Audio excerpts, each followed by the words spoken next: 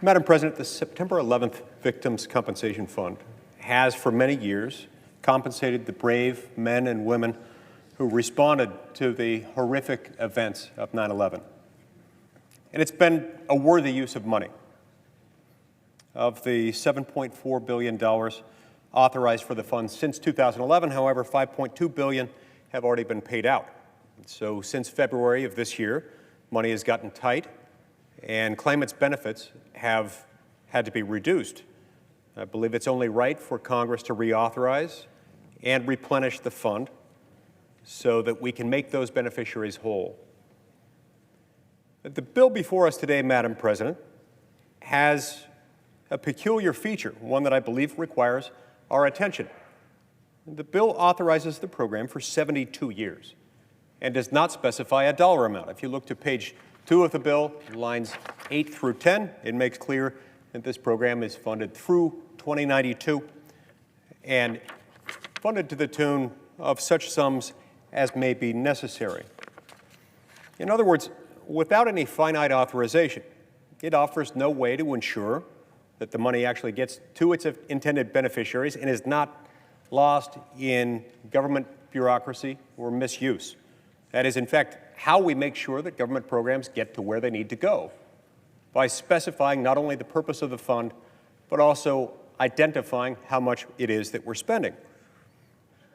In 2011, the 9/11 Victims Fund has always had finite authorizations, and it has always had an absolutely excellent, outstanding record of avoiding waste, fraud, and abuse.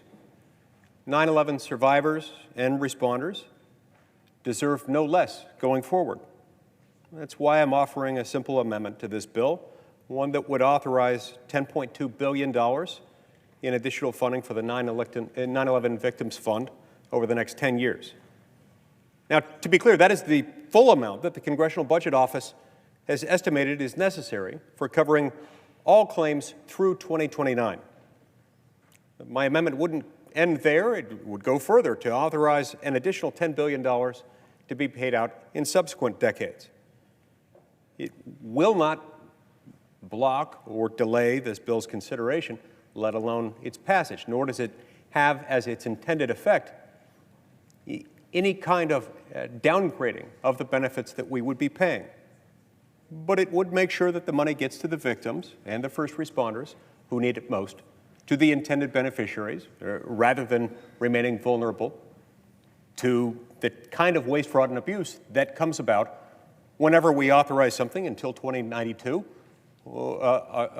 with such sums language. This isn't the normal way we normally do things. Now, my distinguished colleague and friend from New York just made the comment that if this amendment were to pass, that it would somehow make the victims of 9/11 go back here again and again and go through this process over and over again. I don't see that. Those facts are not borne out by the record, which again indicates that the Congressional Budget Office itself has acknowledged that the amount of money I'd be setting aside would be sufficient to fund this program.